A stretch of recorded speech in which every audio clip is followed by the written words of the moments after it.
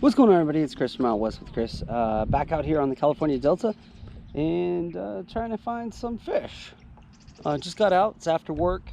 Almost high tide out here. I haven't got to fish a really nice high tide in a while, so I'm kind of excited about that. I don't know why. I've been fishing low tide mostly lately. Got started a little while ago. Thrown the spinnerbait and chatterbait a little bit. Haven't broke out the Senko yet. You know me.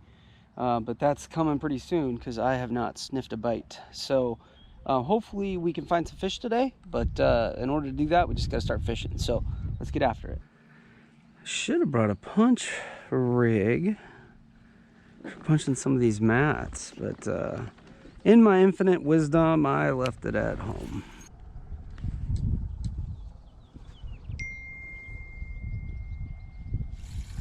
There we go. Not bad.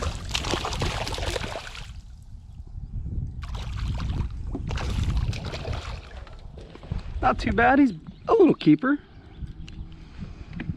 He's a little keeper. See you, dude. Okay, there we go, little guy. Hey guys, it's me, Chris, and as I was editing this video, I started to think about all of the love that I was going to get because I caught all of these fish on a Senko. And I figured I would go ahead and just kind of chat about that. And I'm interested in your guys' feedback. So in the comment section down below as I'm talking, if you have something you want to add to the conversation, do so down below. So if you've been watching many of the recent videos, you've noticed that pretty much the majority of my fish have been coming off of stick baits. And for me, that's not a big deal. It's not something that I am ashamed of or, you know, anything like that. But it seems to me like there is a general consensus in the YouTube viewership community that the Senko is just, you know, a cheater's bait, or it's just not that cool, right?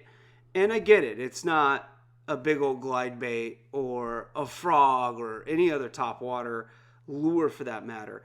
And I've even got a few comments where people are like, well, it's just not that exciting to watch you fish a Senko.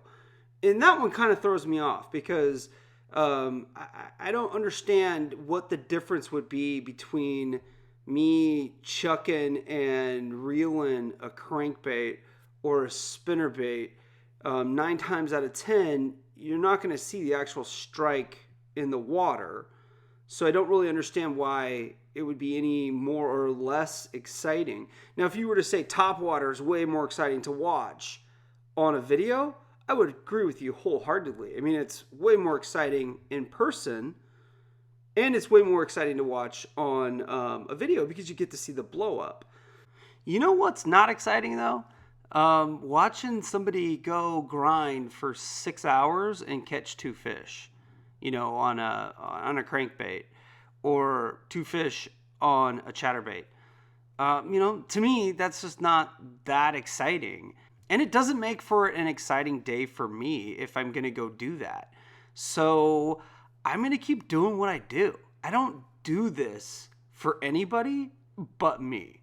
Now, when I'm out, if I can make an exciting video or get some shots that are cool, or go someplace that I think is going to be really neat to fish in and film in, you know, I will. But the prime thing when I am out fishing is for me to relax. I don't go out fishing so that I can impress people and get sponsorships. And when I'm out fishing, the current partnerships or sponsorships, if that's what you want to call them, they're the last thing, the furthest thing from my mind. When I'm out, I am using gear, I'm testing gear. Occasionally I'll talk about gear just so I can pass on information. But my primary purpose when I'm out fishing is to freaking chill out and relax and have fun. And this is how I decompress. So what you guys don't see a lot of the time is me throwing other baits unsuccessfbut I will sometimes show, you know, a series of repetitive casts or working a jig or working a topwater bait. But I'm not going to show 45 minutes of me working a frog like I did on this trip when there was no result. Like, it doesn't make sense. That would be even more boring than watching me catch fish all day on Senkos. Now, that doesn't mean I'm going to stop throwing frogs and chatterbaits and buzzbaits and, you know, trying new things. It doesn't mean that at all. It just means that I'm also going to try to maximize my time in the water to catch fish. Now, if I was fishing a tournament or I was going strictly for size, like if I was trying to get inches on a month-long tournament, or I'm out trophy hunting, I guess you could call it, I'm probably not going to throw the Senko as much, and I'm probably only fishing for a few bites. But when I'm just out fishing in the Delta after work or whatever it is, I'm going for fish. You know what I mean? And the fact of the matter is, I've got a ton of good big fish on stickbaits. One thing, just a warning, the next couple of videos are going to be extremely stickbait heavy because that's what was working where I was fishing, and it's hard to put it down when you're having 30-40 fish days on stickbaits. So now let's jump back into our regularly scheduled and planned video right now.